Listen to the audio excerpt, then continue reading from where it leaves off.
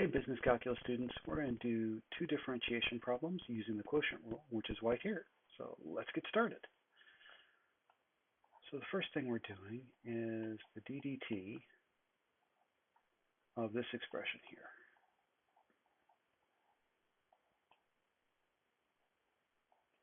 So let's just note how we're going to talk about this. The top is f, the bottom is g. So what we're going to have is the bottom times the derivative of the top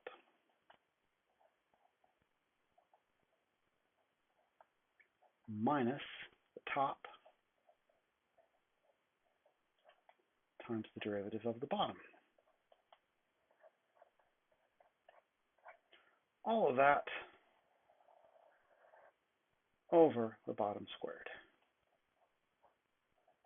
And if you like to think of that in terms of f and g's, here's g. This right here is f prime. Here's f. Here's g prime. Here's g squared. All right, so what do we get? All right, when we take this derivative of f, we get 2t minus t squared minus 2. The derivative of t plus 1 is just 1. And all that is on top of t plus 1 squared. So if we multiply that out, we're going to get 2t squared plus 2t, just doing a little bit of expansion here, minus t squared, minus a minus 2 is plus 2. All of that over t plus 1 squared. And that's going to be equal to t squared. There we go. Plus 2t plus 2. That's all over t plus 1 squared. Just a note here, you don't really have to multiply this out, so you could FOIL this out, but I wouldn't suggest doing it. So there's one application of the quotient rule. So let's try another.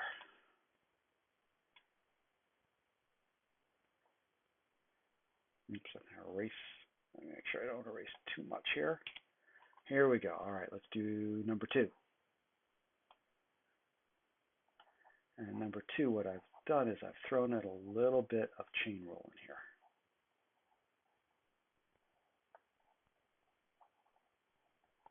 So once again, there's our f, there's our g. So this is going to be the bottom times the derivative of the top minus the top times the derivative of the bottom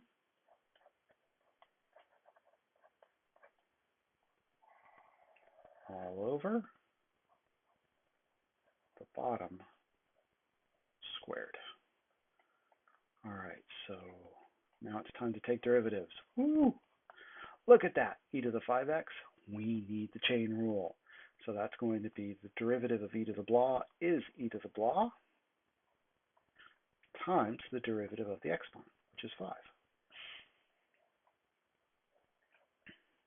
The derivative of 1 plus the natural log of x, well, the derivative of 1 is 0, and the derivative of the natural log of x is 1 over x. And we're going to have 1 plus the natural log of x squared. And that's about as far as I would take that expression. You could factor out an e to the 5x from both of these terms, but it doesn't simplify it that greatly. So there are two examples of using the quotient rule to take derivatives.